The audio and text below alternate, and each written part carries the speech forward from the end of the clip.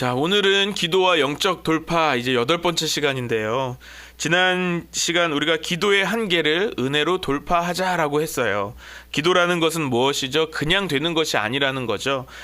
기도라는 것이 우리가 열심히 기도 생활을 하다 보면 그냥 기도한 대로 모든 게 잘 되면 좋겠는데 우리가 한계를 만날 때가 있다라는 것을 말씀드렸습니다. 우리의 기도를 방해하는 것들이 있죠. 기도의 진영들. 또 세력들이 있습니다. 또 장애물이 있고 우리가 넘어가야 할 임계점이 있죠. 또 우리가 만나는 한계도 있어요. 우리가 만나는 그런 여러 가지 기도의 한계들이 있다라는 것을 우리가 계속 나누고 있습니다. 우리가 정말 열심히 기도하는데 그럴 때 있잖아요. 내 상황이 하나도 변하지 않을 때, 아무런 변화가 없다면 여러분 어떤 마음이 드세요? 내가 열심히 기도했어요. 내가 기도하는 기도 제목을 가지고 열심히 기도했는데 아무 변화도 없고 어떤 응답도 없는 거예요. 여러분, 우리가 어떤 마음이 들까요? 아마도 이런 마음 드실 거예요. 내가 기도해도 아무 소용이 없구나. 하나님은 나의 기도를 들어주시지 않는구나. 이런 마음이 들죠. 그러면 우리가 엘리야를 다시 한번 생각해 봅시다. 우리가 계속 엘리야를 계속 이야기하고 있잖아요. 엘리야가 3년 6개월 동안 기도했다고 말씀드렸어요. 무엇을 위해 기도했죠? 이스라엘이 이제 우상 숭배에서 다시 하나님의 나라가 되기를 3년 6개월 동안 기도했는데 엘리야가 확인한 건 뭐예요? 자기 혼자밖에 없는 거죠. 자기 혼자만이 하나님을 찾고 있는 것처럼 보인 거예요. 그래서 이 엘리야가 그렇게 3년 6개월을 기도했는데 아무런 변화가 없죠. 어떻습니까? 큰 실패감, 큰 낙심이 엘리야를 찾아오죠. 그래서 엘리야가 어떻게 기도하죠? 하나님, 저를 죽여주십시오 라고 고백할 만큼 아주 낙심한 마음이었습니다. 그런데 그런 엘리야에게 하나님은 뭐라고 말씀하십니까? 엘리야야, 너는 혼자가 아니다 라고 말씀하시죠. 바알에게 무릎 꿇지 않는 7,000명을 남겨두었다 라고 말씀하십니다. 이것은 주님께서 우리에게 무엇을 말씀하시는 것입니까? 사람의 기도는 한계가 있다라는 거예요. 사람은 기도할 때 한계에 부딪히지만 하나님의 계획은 어떻다고요? 한계에 부딪힌 것이 아니다라는 것입니다. 하나님의 역사는 한계가 없다라는 것을 말씀하시는 것이죠. 나의 기도는 한계에 부딪혀도 하나님의 계획은 어떻다고요? 계속해서 지금도 역사하고 있는 줄 믿습니다. 그래서 우리가 지난 시간에도 함께 살펴본 것처럼 우리가 기도의 한계를 부딪힐 때 어떻게 해야 되죠? 그냥 가만히 있는 것이 아니라 또 내 힘으로 나의 한계를 돌파해 보려고 노력하는 것도 아니라 어떻게 해야 된다고요? 하나님의 은혜로만 우리가 돌파할 수 있다라고 말씀을 드렸습니다. 오늘 우리가 함께 나눌 주제는 이제 기도의 시험을 돌파하라는 거예요. 우리가 지금까지 나눴던 우리가 영적 돌파에 대한 내용을 다 가만히 생각해 보면 대부분 이 돌파는 어디에서 일어나는 거냐면 자기 내면에서 일어나는 이야기처럼 보였어요. 그렇지 않습니까? 내 안에서 뭔가 방해하는 것들, 내 안에서 넘어서야만 하는 것들, 내 안에서 만나는 한계들이었잖아요. 그런데 우리가 기도로 돌파하는 것은 그래서 우리가 마치 나와의 싸움에서 이겨야 하는 것처럼 우리가 생각되는 거죠. 그런데 물론 그렇죠. 기도는 내 안에서 이루어지는 거, 내가 기도하는 거기 때문에 내 자신과의 싸움이기도 한 것 같아요. 그런데 기도의 한계를 극복하고 돌파하는 것은 그냥 자기 자신 안에서만 이루어지는 것도 또 아니라는 겁니다. 오늘 우리가 이야기하고 싶은 것은 우리의 내면적인 자기 자신의 싸움과 같은 기도의 영적 돌파도 있지만 외적으로 우리가 돌파해야 되는 것도 있다는 거예요. 우리에게 외적인 어려움이 찾아온다라는 것이죠. 우리가 함께 나눌 내용이 바로 이 기도의 시험입니다. 이 시험이라는 것은 어때요? 내면적이면서 동시에 또 외적이에요. 내 안에서 이루어지는 시험도 있지만 내 밖에서 나타나는 시험도 있다는 거예요. 예를 들면 이런 겁니다. 우리가 기도하려고 결심을 했어요. 이제 내가 하나님의 사람으로 정말 기도하는 삶을 살겠다 결심을 했어요. 자, 그래서 무엇인가 또 기도해야 한다는 부담감이 들어서 내가 정말 열심히 기도하려고 결심을 해요. 그런데 어떤 일들이 벌어집니까? 나는 기도하려고 하는데 갑자기 어려운 일들이 여기저기서 터지기 시작하는 거예요. 잘 되던 일들이 갑자기 막히고 잘 풀리던 일들이 풀리지 않는 거죠. 내 상황이 나는 열심히 기도하고 싶은데 점점 어려워지는 것을 경험하는 거예요. 분명 기도하기 전에는 모든 일들이 잘 되는 것 같고 전혀 어떤 걱정할 거리도 없었던 것 같은데 내가 기도를 결정한 그 순간부터 어려운 일들이 막 눈앞에 보여요. 어때요? 힘든 거죠. 지난 시간에도 잠깐 나눴지만 요즘 저희 부부가 그런 시간을 갖고 있어요. 저와 제 아내가 그런 시간을 갖고 있어요. 여러분도 잘 아시겠지만 저희 부부에게 또 저희 가정에게 지금이 굉장히 기도가 많이 필요한, 정말 기도해야 하는 아주 중요한 시간을 보내고 있거든요. 그래서 저희 부부가 기도해야 될 내용이 너무 많아요. 그런데 지난 추석 연휴에 어떤 일이 벌어졌냐면 갑작스러운 일이 벌어졌어요. 윗집에서 누수가 생긴 거예요. 이 일이 잘 해결되면 제가 이런 얘기 안 할 거예요. 이 일이 저희가 잘못한 건 아닌데 해결이 안 되는 거예요. 그러니까 너무 힘든 거죠. 제 짧은 인생에 있어서 이런 사고를 처음 당해본 것 같아요. 이게 문제가 잘 넘어가면 참 좋겠는데 이게 생각보다 이 문제가 잘 진행이 안 되니까 제 마음이 너무 답답한 거예요. 저뿐이 아니라 저희 아내도 너무 답답해서 너무 속이 상하더라고요. 너무 분하기도 하고. 말씀드렸던 것처럼 요즘 저희 부부가 기도해야 될 게 너무 많거든요. 너무 중요한 순간에 있거든요. 그런데 이 갑자기 찾아온 이 문제 때문에 기도가 막히는 거죠. 그 일이 있은 뒤부터 이 일이 해결되지 않는 이 순간에 제가 어떤 시간을 보내고 있냐면, 지난주에는 예배를 드릴 때 마음이 너무 무거운 거예요. 설교를 준비도 안 돼요. 설교를 준비를 해야 되는데 너무 힘든 거예요. 왜 그래요? 억울하고 분하고 막 여러 가지 감정이 막 섞이는 거죠. 새벽기도 나올 때마다 마음이 무거웠어요. 주님, 도대체 왜 이런 일이 일어날까요? 뭐 중요한 기도 제목들은 하나도 나오지 않고 이 상황들만 보고 있는 거죠. 그래서 지난주 수요 예배 때는 예배 드리기 전에 제 마음이 너무너무 상해가지고 이 상한 마음 때문에 혹시 제가 실수하지 않을까, 이 예배를 망치는 것이 아닐까 하는 두려움도 있었습니다. 그래서 그런 혼자 걱정하면서 그렇게 예배를 드렸던 것 같아요. 왜 그렇죠? 갑자기 무슨 일이 생긴 거예요? 제 인생에 아주 큰 시험이 갑자기 다가온 거예요. 우리가 기도하려고 할 때 내가 기도할 수 없게 만드는 시험이 우리를 찾아온다라는 겁니다. 사랑하는 여러분, 혹시 저와 같은 경험을 해보신 분 계실까요? 아니면 조금이라도 비슷한 상황들을 경험해 보셨을 것 같습니다. 왜냐하면 우리가 정말 기도의 삶을 살아가려고 할 때 꼭 이상하게 이런 일들이 벌어져요. 우리가 기도할 때 그 시험의 상황을 만나게 된다는 것입니다. 여러분, 그러면 우리가 그 시험의 상황을 만나게 될 때 우리는 어떻게 해야 될까요? 대부분의 사람들은 이렇게 반응을 하죠. 너무 힘들어요. 너무 지쳐서 그냥 쉽게 포기해버립니다. 기도 없고 뭐고 다 필요 없다. 난 모르겠다. 그냥 그만두겠다라고 생각하는 거예요. 그렇게 하면 어떻게 되는 겁니까? 시험에 넘어지는 것이죠. 의심도 들어요. 내가 그동안 신앙생활했던 내 신앙생활에 회의도 찾아옵니다. 나는 이렇게 열심히 기도하려고 하는데, 난 이렇게 열심히 주님을 섬기려고 하는데 왜 내 인생은 왜 이렇게 어렵지? 라는 생각을 하는 거예요. 어떤 분들은 자기 자신을 자책합니다. 나는 믿음이 없구나. 나는 아직 성도로서 살기 너무 부족하구나 라는 생각을 한다는 것입니다. 여러분, 정말 그런 것일까요? 기도하다가 어려움이 생긴다면 다들 그렇잖아요. 그렇죠? 정말 그러면 그냥 어려움에 빠지면 그만일까요? 우리가 기도할 때 우리에게 여러 가지 시험이 찾아옵니다. 그렇다고 이 시험에 들어서 우리가 너무 쉽게 그것을 포기하면 또 맞을까요? 그래도 되는 것일까요? 이렇게 또 생각하는 거죠. 원래 나는 기도했던 사람은 아니니 그냥 이 정도는 기도하는 사람만 기도하는 것이니 난 기도 안 해도 돼 하면서 막 자기 합리화 해도 될까요? 아니죠. 우리에게 기도의 시험이 찾아올 때 어떻게 해야 됩니까? 우리가 더욱더 기도로 돌파해야 한다라는 것입니다. 사랑하는 여러분, 기도의 시험이 오는 것은 내가 믿음이 없어서 오는 것이 아니라는 겁니다. 그렇다고 하나님께서 내 기도를 들어주시지 않으려고 하시는 것도 아니에요. 그래서 우리가 너무 쉽게 포기해서 안 된다라는 것입니다. 이것은 무엇입니까? 단순히 시험이라는 거예요. 자, 이제 시험에 대해서 생각해 보죠. 시험은 두 가지 의미가 있어요. 성경에서는 어떤 의미가 있습니까? 첫 번째는 사단이 주는 유혹이라는 시험이 있고요. 하나님이 주신 훈련으로서 시험, 이 두 가지 의미가 있어요. 먼저 유혹은 말 그대로 우리를 넘어뜨리려고 오는 거예요. 예수님도 사단에게 시험을 당하셨습니다. 잘 아시죠? 예수님께서 언제 시험을 당하셨죠? 40일 동안 금식하시고 이제 공생애를 시작하시기 전에 40일을 금식하셨어요.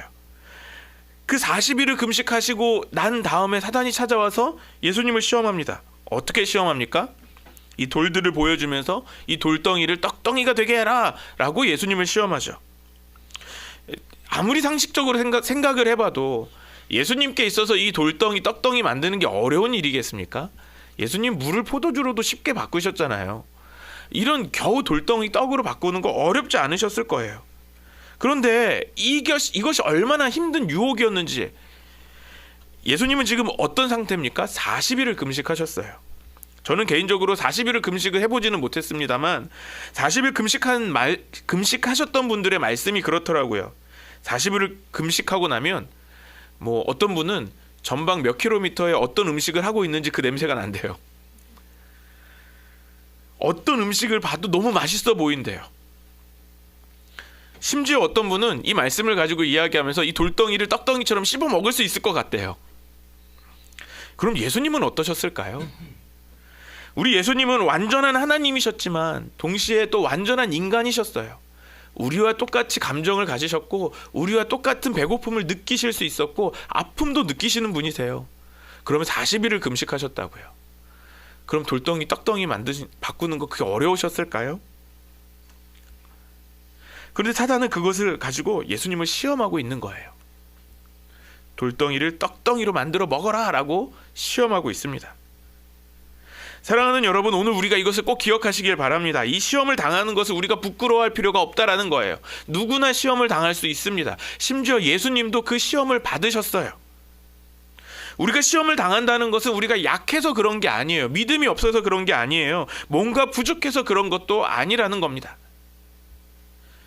예수님께서도 동일하게 시험을 받으셨다고 말씀드렸어요. 예수님 어떻게 하시죠? 그리고 예수님의 이름으로 사단을 쫓아내시죠. 대적하고 물리치십니다. 그렇다면 우리에게 시험이 온다면 우리는 어떻게 해야 됩니까? 우리도 예수 그리스도의 이름으로 사단을 대적하고 물리칠 수 있다라는 것입니다. 시험이 다가올 때 여러분 두려워하지 마시고 예수 그리스도의 이름으로 승리를 경험하는 저와 여러분들 되시기를 소망합니다. 또 시험이 주는 다른 의미가 있다고 말씀드렸어요. 그것은 훈련이에요. 우리 야고보서 1장 2절에서 4절 말씀 같이 읽겠습니다. 시작. 나의 형제자매 여러분, 때 그것을 더할 나위 없는 기쁨으로 생각하십시오. 여러분은 믿음의 시련이 인내를 낳는다는 것을 알고 있습니다. 여러분은 인내력을 충분히 발휘하여 조금도 부족함이 없이 완전하고 성숙한 사람이 되십시오. 성도는 시험이 들 때 어떻게 해야 된다고요? 기뻐해야 한다라고 말씀합니다. 왜 그렇습니까? 이 믿음의 시련이 우리를 인내하게 하고 우리를 연단하게 한다라는 것이죠. 이 시험을 통해서 우리는 어떻게 됩니까? 우리는 성숙하고 완전하고 성숙한 사람이 되어진다라고 말씀하십니다. 그렇다면 우리가 받아들이는 우리에게 오는 이 기도의 시험은 무엇입니까? 우리의 기도가 더 큰 능력의 기도가 되는 줄 믿습니다. 사랑하는 여러분, 시험에 들 때 아무리 힘들고 어렵더라도 우리가 그 안에 어려움 가운데 머무는 것이 아니라 우리가 반대로 기뻐하며 주님의 역사하심을 기대하는 저와 여러분들 되시기를 소망합니다. 아까 저의 상황을 말씀드렸잖아요. 이번 월요일부터 마음이 되게 평안해졌어요.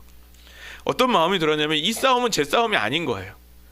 하나님이 저희 부부에게 주셨던 마음은 하나님께서 싸우신다라는 마음을 주시면서 우리가 해야 할 것은 기도이고 하나님의 역사하심을 보라라고 말씀하시는 거예요. 부담스러울 게 없더라고요. 다시 생각해보면 정말 그 음성을 듣고 다시 생각해보면 저희는 잘못한 게 없거든요. 잘못한 사람이 책임지면 되는 거니까. 그러니까 저희가 전혀 걱정할 것이 없더라고요. 하나님의 은혜를 경험하게 되는 것이죠. 그래서 우리가 기도하다가 시험을 만나면 우리 어떻게 해야 됩니까? 계속해서 우리는 기도해야 하는 거예요. 우리가 만나는 이 시험은요, 우리의 기도를 멈춰라 라는 신호가 아니라는 겁니다. 우리가 더욱더 기도해야 한다, 기도로 돌파해야 한다 라고 주시는 주님의 신호인 줄 믿습니다.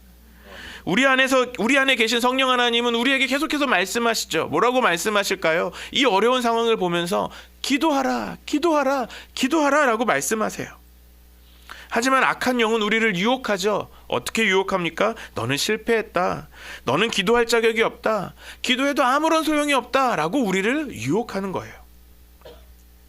그렇게 우리가 그 유혹을 따라가면 우리의 기도는 실패하게 됩니다. 새벽 기도를 예로 들어볼까요? 예로 드는 겁니다. 혹시나 조심스러워서 새벽 기도를 예를 들어본다면, 저희 아이들 가지고 얘기를 하면 되겠네요. 저희 아이들이 최근에 갑자기 새벽 기도를 가겠다고 그러는 거예요. 아침에 일어나지도 못하면서. 이제 새벽 기도를 가려고 결정을 했어요. 내가 은혜를 받았어요. 이제 새벽 제단 쌓아야지 단단히 결심을 합니다. 그리고 다음날 새벽에 딱 눈을 떴는데 어떤 일이 벌어질까요? 오늘 요즘처럼 날씨가 갑자기 확 추워져요. 또는 비가 억수같이 내려요. 어떤 생각이 듭니까? 와, 비가 오네. 집에 있으라는 주님의 말씀인가? 다음날 날씨 좋으면 가야지. 그리고 또 다음날 새벽이 됩니다. 이번에는 열심히 일어났어요. 그런데 몸이 너무 무거워요. 몸이 너무 개운하지 않아요. 이 피곤한 몸으로 무슨 기도를 할 수 있을까? 내일 더 자고 일어나서 개운한 몸으로 새벽에 나가야지. 또 그 다음날 교회에 가려고 일어납니다. 집문을 나서는데 갑자기 발을 접질리네요. 이것은 새벽 기도를 나오지 말라는 주님의 뜻이구나. 이렇게 하루 이틀 미루다 보면 새벽 기도 미룬이 되는 거죠. 기도의 시험을 이기지 못하게 된다라는 거예요. 기도의 시험은요, 우리가 돌파해야 되는 것인 줄 믿습니다. 이제 오늘 본문을 통해서 우리가 어떻게 이 기도의 시험을 돌파할 수 있는지를 살펴보겠습니다. 오늘 본문의 내용은 다니엘의 이야기인데요. 다니엘은 기도의 사람이다라는 것을 우리가 모두가 잘 알고 계시죠. 다니엘은 바벨론의 포로로 끌려갔던 자들 중에 한 사람이었습니다. 어렸을 때부터 유다에서 이제 포로로 끌려갔던 아주 미래가 촉망받는 아주 유능한 청소년이었어요. 그런데 어떻게 됩니까? 그 바벨론에서 포로로 잡혀가서 잘 살아가죠. 얼마나 잘 살아가는지 포로로 왔는데, 바벨론에 포로로 왔는데 바벨론 사람보다 그 어떤 이들보다 뛰어났다라고 성경에서 말씀하고 있어요. 그래서 이 다니엘이 바벨론 왕의 총애를 받으면서 바벨론 안에서 계속해서 출세하는 거예요. 하는 일마다 잘 됐다라는 겁니다. 여러분, 우리도 그렇게 되면 얼마나 좋을까요? 우리도 그렇게 되시기를 바랍니다. 다니엘처럼 하는 일마다 잘 되는 사람 되시기를 바랍니다. 아멘이 너무 작은데요? 하는 일마다 잘 되시기를 바랍니다. 아멘. 그러면 다니엘이 잘 되는 것을 봤을 때 주변 사람들은 어땠을까요? 다니엘의 모습을 보면서 어떻게 봤겠어요? 우와, 멋있다. 포로로 와서 이렇게 바벨론에서 출세하는구나. 우와, 본받고 싶다. 였을까요? 그러면 참 좋겠죠? 물론 같이 포로로 잡혀온 유다 백성들 사이에서는 와, 하나님 살아계시는구나, 하나님이 다니엘과 함께 하시는구나 처럼 보였을 거예요. 그런데 바벨론의 사람들은 어떻게 보였을까요? 포로예요. 포로로 끌려왔는데 바벨론 왕의 인정을 받으면서 계속해서 지위가 올라가요. 얼마나 많은 사람들의 시기와 질투를 받았을까요? 적어도 포로인데, 포로로 잡혀왔는데 바벨론 사람의 입장에서 나보다 잘 되면 안 되는 거잖아요. 결국 어떻게 합니까? 그 바벨론의 신하들이 그 다니엘을 어떻게 넘어뜨릴지 모여서 계략을 짜기 시작합니다. 그리고 바벨론 왕을 찾아가죠. 그리고 이야기합니다. 왕이시여, 앞으로 30일 동안 누구도 왕 외에는 다른 신들이나 다른 사람에게 기도하지 못하게 합시다라고 기도의 금령을 발표하자라고 제안을 해요. 혹시 이 30일 동안 기도하는 사람이 있으면 사자굴에 던져 넣읍시다라고까지 이야기하죠. 여러분, 이건 누가 봐도 누구 잡으려고 하는 거예요? 누가 봐도 다니엘 잡으려고 하는 거죠. 그런데 기도의 사람인 다니엘은 어떻게 합니까? 그 금령이 내려진 것을 알고도 기도한다는 거예요. 그 금령이 자신을 잡아서 죽이려고 한다는 것을 몰랐을까요? 자신을 넘어뜨리려는 함정인 것을 몰랐을까요? 그렇게 똑똑한 다니엘이 그걸 모를까요? 그러면 그 다니엘은 기도를 멈추었습니까? 아니요. 다니엘은 그것을 알고도 정해진 시간에 기도합니다. 항상 하나님 앞에 나아갔다라는 것입니다. 오늘 이 다니엘의 모습을 통해서 우리가 어떻게 이 시험을, 우리 앞에 다가온 시험을 극복할 수 있는지를 우리가 4가지로 살펴보려고 하는데요. 첫 번째로, 다니엘은 왕의 도장이 찍힌 것을 알고도 기도합니다. 오늘 본문 6장 10절 말씀 같이 읽겠습니다. 시작. 다니엘은 왕의 금령이 도장을 찍은 것을 알고도 자기의 집으로 돌아가서 다락방으로 올라갔다. 그 다락방은 예루살렘 쪽으로 창문이 나 있었다. 그는 늘 하듯이 하루에 3번씩 그의 하나님께 무릎을 꿇고 기도하며 감사를 드렸다. 다니엘은 기도를 못하게 하는 금령이 이 왕이 도장을 찍었다는 것을 알고 있어요. 그러면 기도하면 어떻게 되는 거예요? 자기가 죽게 된다는 것도 알고 있다는 거예요. 그런데 어떻게 합니까? 그것을 알고도 자기 집에서 자기의 기도하는 방에 올라가서 예루살렘을 향하여서 창문을 열고 늘 하듯이 기도했다. 하루 3번씩 무릎을 꿇고 기도하며, 여러분 이 상황에서요 감사하며 기도했다라고도 말해요. 자기가 죽을 줄 알고 있으면서도 기도했다라는 겁니다. 기도하기를 멈추지 않았다라는 거죠. 여러분 우리나라에서도요 법이 하루 아침에 만들어지지 않습니다. 그렇죠? 국회에서 안건이 상정이 되고 여러 논의를 거쳐서 이것이 통과가 되어서 발표가 되기까지 오랜 시간이 걸려요. 그러면 이 바벨론 시대도 마찬가지 아니겠어요? 바벨론의 그 신하들이 왕을 찾아가고 왕과 이야기 나누고 하는 모든 과정을 다니엘도 알고 있었을 거예요. 그러니까 이 바벨론의 기도 금령이 하루 아침에 된 것이 아니라는 거죠.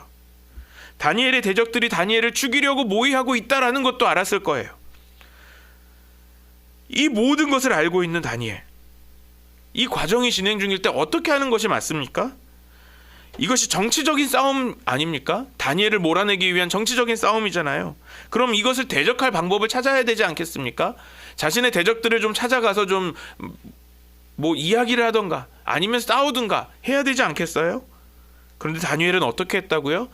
자신의 목숨을 구할 시간에 오히려 기도했다라는 겁니다. 정해진 시간에 규칙대로 기도한 사람이 바로 다니엘이다라는 것이죠. 다니엘이 어떻게 기도했을까요? 그 시간들 동안, 이 금령이 발표되어지기까지의 시간들 동안 아마도 이 기도의 금령이 이제 공포되지 않도록 기도하지 않았을까요? 뭐 이런 자신의 대적들을 찾아가서 싸우지 않고 기도했으니까요. 계속해서 기도할 때 하나님 이 기도의 금령, 이 악법이 생기지 않게 해주십시오 기도했을 거예요. 그런데 어떻게 됩니까? 기도했다면 좀 기도한 대로 되어야 되는 거 아니겠습니까? 그런데 왕이 이 조서에 도장을 찍지 말아야 되는 거잖아요. 그런데 그 결과는 다니엘의 기도와 전혀 반대 방향으로 나타났다는 겁니다. 내가 기도한 대로의 현실이 이루어지지도 않았어요. 다니엘의 기도는 그럼 어떤 기도예요? 실패한 기도 아닌가요? 우리가 기도를 실패할 때 어떻게 합니까? 우리는 기도하기를 멈추죠. 나는 기도 응답을 못 받는구나 실망하면서 더 이상 기도하려고 하지도 않죠. 그런데 다니엘은 어떻게 합니까? 그 조서에 도장이 찍힌 것을 알고도, 내 기도가 실패했음을 알고도 자신이 기도하는 것으로 굶주린 사자들이 있는 그 굴 속에 들어갈 것을 또 알고도 기도했다라는 거예요. 죽을 각오로 기도하고 있었다라는 것입니다. 사랑하는 여러분, 우리가 당하는 이 시험은 어떻게 보면 내가 감당할 수 없는 시험을 만나는 것처럼 느낄 때가 있죠. 그럴 때 우리가 해야 할 일이 있다라는 거예요. 그것은 내가 만나는 시험으로 내가 이미 실패한 것처럼 보일지라도, 내가 이겨낼 수 없을 것처럼 보일지라도 우리가 계속해서 기도해야 한다라는 것입니다. 어떤 분들이 이렇게 말씀하실 수 있어요. 너무 힘들어서 기도가 안 돼요. 기도하려고 하면 눈물만 나와요. 한숨만 나와요. 괜찮습니다. 기도의 자리로 나오십시오. 기도의 자리로 나와서 하나님 앞에서 한숨만 쉬어도 괜찮아요. 눈물만 흘려도 괜찮습니다. 하나님께서 우리의 한숨 소리를 우리의 기도로 받으시는 줄 믿습니다. 우리의 눈물을 우리의 기도로 받으십니다. 그리고 응답해 주시는 주님께서 우리가 그 시험을 기도로 돌파할 수 있게 하신다라는 것입니다. 두 번째로 다니엘은 사자굴 속에서도 기도합니다. 오늘 16절 읽겠습니다. 그래서 왕이 명령을 내리니 그들이 다니엘을 끌어다가 사자굴에 던져 넣었다. 왕이 다니엘에게 말하였다. 그대가 늘 섬기는 그대의 하나님이 그대를 구하여 주시기를 비오. 이제 다니엘은 사자굴 속에 던져졌어요. 이제는 죽을 수밖에 없는 절망의 상황입니다. 우리가 너무 힘들어서 절망 중에 빠질 때 우리는 어떻게 합니까? 아무 생각도 나지 않아요. 절망이라는 순간을 딱 경험했던 순간에 머리가 멍해지죠. 앞으로 어떻게 해야 될지, 뭘 해야 될지 아무 생각도 나지 않아요. 이대로 끝나버린 것과 같은 그런 마음이 들어요. 사자굴에 다니엘이 던져집니다. 사자굴에 던져졌다라는 건 무엇이죠? 이것을 다시 한번 생각해 보면 지금 다니엘은 사형 집행을 당한 거예요. 사자굴에 던져지는 사형 집행을 당했다고요. 이제 다니엘은 죽은 것과 같은 거예요. 그러면 굶주린 사자들 앞에서 다니엘은 어떻게 했을까요? 여러분, 우리가 죽음의 순간에 우리는 어떤 고백을 하게 될까요? 아마 비명을 지르진 않았을까요? 그런데 다니엘은요, 침착했을 것 같아요. 아마도 그 굶주린 사자가 다가왔다면 눈을 꼭 감고 아마 기도했을 거예요. 하나님, 지켜주세요. 하나님, 하나님의 영광을 나타내 주십시오라고 기도했을 것 같습니다. 여러분, 우리 속담에 이런 말이 있죠. 호랑이에게 물려가도 어떻게 해야 한다고요? 정신만 차려도 산다고요. 큰 어려움에 처했을 때 우리가 정신만 차려도 산다는 거죠. 그러면 성도는 어떻게 해야 될까요? 이 어려움에 당할 때 이 사자굴에 던져져도 우리는 기도해야 한다라는 겁니다. 사단은 우리의 기도를 멈추게 하려고 계속 유혹합니다. 우리의 상황이 절망적인 상황이라는 것을 계속 이야기합니다. 그런데 그럴수록 우리는 더욱더 기도해야 한다라는 것입니다. 우리가 포기하지 않고 기도할 때 우리가 이 시험을 돌파할 수 있습니다. 그러므로 사랑하는 여러분, 끝까지 포기하지 않고 끝까지 시험을 기도로 돌파하는 저와 여러분들 되시기를 소망합니다. 그럼 계속해서 어떤 일들이 벌어질까요? 세 번째로 살펴볼 것은 이 사자굴이 천사굴이 되었다라는 겁니다. 오늘 본문 22절 말씀 읽겠습니다. 시작. 나의 하나님이 천사를 보내셔서 사자들의 입을 막으셨으므로 사자들이 나를 해치지 못하였습니다. 그것은 하나님 앞에서 나에게는 죄가 없다는 사실이 드러났기 때문입니다. 임금님, 나는 임금님께도 죄 짓지 않았습니다. 자, 다니엘이 사자굴에 들어간 다음 날 바벨론 왕이 이 사자굴을 찾아옵니다. 왜 찾아왔을까요? 다니엘이 죽었는지 안 죽었는지를 확인하려고 찾아왔을까요? 아니면 다니엘을 애도하려고 찾아왔을까요? 물론 이 뒤에 이 앞에 말씀을 보면 다니엘이 살았느냐 이렇게 질문하는 것을 보았을 때 바벨론 왕은 다니엘이 살아있을 것을 믿었을지도 모르겠어요. 그런데 저는 이 말씀을 묵상할 때 그런 생각이 들더라고요. 아마도 이 바벨론 왕은 다니엘이 죽었다는 것을 생각하고 갔을 것 같아요.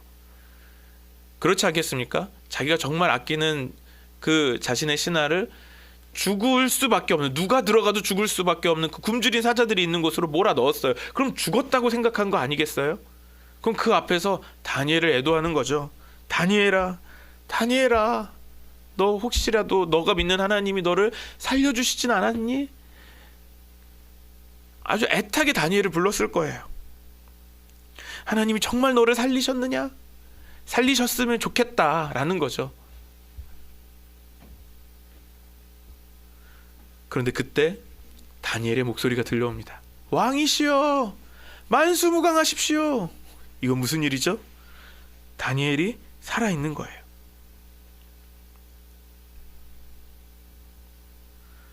다니엘이 뭐라고 고백합니까? 나의 하나님이 천사들을 보내셔서 사자들의 입을 막으셨습니다. 이 굴은 굶주린 사자들로 가득한 곳이었는데 그 안에 천사들이 함께하여서 그 사자들의 입을 막고 안전하게 지켜주셨다라는 것이죠. 여러분, 우리가 너무 힘들고 낙심하면 기도가 잘 안 돼요. 이제 막 기도를 포기하고 싶어요.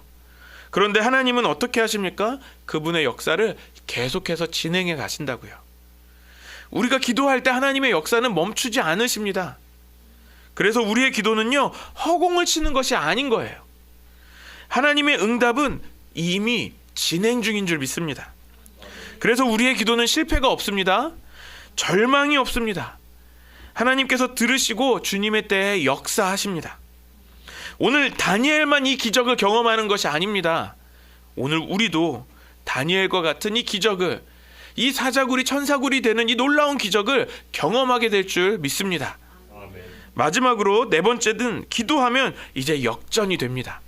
24절 말씀 같이 읽겠습니다. 시작. 왕이 명령을 내려서 다니엘을 헐뜯은 사람들을 데려오게 하고 그들과 그 자식들과 아내들을 사자굴에 던져 넣으니 그들이 굴 밑바닥에 닿기도 전에 사자들이 그들을 움켜서 그 뼈가 부스러뜨렸다. 바벨론 왕은 이제 다니엘이 사자의 밥이 되지 않는 것을 보면서 무엇을 경험합니까? 하나님이 정말 살아계시는구나 라는 것을 경험하죠. 하나님께서 천사를 통해서 사자들의 입을 봉하시고 다니엘이 머리카락 하나도 상하지 않게 되었다는 것을 보면서 다니엘이 믿는 하나님이 진짜 하나님이구나, 참 하나님이구나 라는 것을 경험합니다. 그리고 깨닫게 되는 거죠. 다니엘을 해하려고 했던 사람들, 하나님께 기도하는 기도에 방해하는 세력들을 알아채고 이제 다니엘을 헐뜯었던 사람들을 이 사자굴로 던져집니다. 자, 드디어 우리가 원하는 복수극이 시작되었죠. 여러분, 복수하는 드라마 보면 얼마나 속이 시원합니까? 이제 그 복수극, 이제 카타르시스가 이제 형성이 되는 이 상황이에요. 이 다니엘을 헐뜯었던 사람들이 사자굴에 던져지니까 어떻게 돼요? 그들은 굴 밑바닥에 닿기도 전에, 그 굴 밑바닥에 떨어지기도 전에 사자들이 뛰어 올라와가지고 그 뼈들을 다 부서뜨리면서 흔적도 남지 않았다라는 거죠. 다니엘을 모함했던 자들은 결국은 멸망을 당하고, 다니엘은 온 나라에서 이제 높임을 받게 됩니다. 어떻게 된다고요? 상황이 바뀌었어요. 역전이 됩니다. 26절 말씀 같이 읽겠습니다. 시작. 내가 다음과 같이 법령을 공포한다. 내 나라에서 나의 통치를 받는 모든 백성은 반드시 다니엘이 섬기는 하나님을 공경하고 두려워하여야 한다. 살아계신 하나님이 영원히 다스리신다. 그 나라는 멸망하지 않으며 그의 권세는 무궁하다. 새로운 법령이 공포됩니다. 이제는 다니엘이 섬기는 하나님이 진짜 살아계시는 하나님이다라는 것을 바벨론 왕이 전합니다. 이것은 단순히 다니엘의 삶이 높임받는 것으로, 원수가 사라지고 다니엘이 인정을 받는 것으로, 다니엘이 높임받는 것으로 역전이 되었다는 것이 아니에요. 다니엘을 통해서 이제 하나님께서 높임을 받으셨다라는 겁니다. 이게 진짜 역전입니다. 우리가 시험을 기도로 돌파한다는 것은요, 내가 능력 있고 내가 믿음이 있다라는 것을 나타내는 것이 아니라는 거예요. 우리가 기도로 시험을 돌파할 때 어떤 일이 벌어진다고요? 진짜 상황의 역전은 내가 높임을 받는 것이 아니라 하나님께서 영광을 받으시게 된다라는 겁니다. 그래서 성도가 경험해야 될 믿음의 역전은 무엇입니까? 내가 일이 잘 풀려서 내가 성공하고 내가 돈을 잘 벌고 내가 잘 되는 것이 아니라 하나님께서 영광을 받으시게 되는 것이라는 겁니다. 진정한 믿음의 역전, 그 믿음의 역전을 경험하시기를 축원합니다. 말씀을 마무리합니다. 사랑하는 여러분, 혹시 지금 이 시간 기도의 한계, 그 기도의 시험을 경험하고 있지 않으십니까? 그 어려움 때문에 혹시 나는 낙심하여서 이 어려움 때문에 내가 포기하고 싶으셨다면 오늘 우리에게 말씀하시는 주의 음성을 들으시기를 소망합니다. 오늘 주님께서 우리에게 주시는 말씀은 이것입니다. 하나님을 의지하라라는 것입니다. 기도를 멈추지 말고 계속해서 기도하라라는 것이죠. 오늘 내가 어떤 시험 중에 있다고 하더라도 포기하지 않고 기도로 돌파하는 저와 여러분들 되시기를 소망합니다. 모든 시험을 기도로 돌파하며 하나님을 경험하고 또 하나님을 높이는 우리 안성열린교회 믿음의 공동체 되기를 주님의 이름으로 간절히 축원합니다. 우리 같이 기도하시겠습니다. 살아계신 하나님, 감사합니다. 우리는 때때로 내 욕심에 또는 여러 가지 상황에 시험에 빠질 때가 있습니다. 이 시험은 사단의 유혹이기도 하고 또 주께서 주신 훈련의 상황들도 있습니다. 오늘 우리가 이 시험을, 특별히 기도의 시험을 기도로 돌파하기를 원합니다. 죽음의 시험 앞에서도 끝까지 기도함으로 돌파한 다니엘처럼 오늘 우리도 이 시험을 기도로 돌파하게 하여 주시옵소서. 그래서 이제 우리가 더욱 기도하겠습니다. 날마다 기도의 자리로 나아가 믿음의 돌파를 경험하게 하여 주시옵소서. 믿음의 역전으로 이제는 하나님만 높임받게 하여 주시옵소서. 그 돌파의 은혜를 주실 하나님 감사합니다.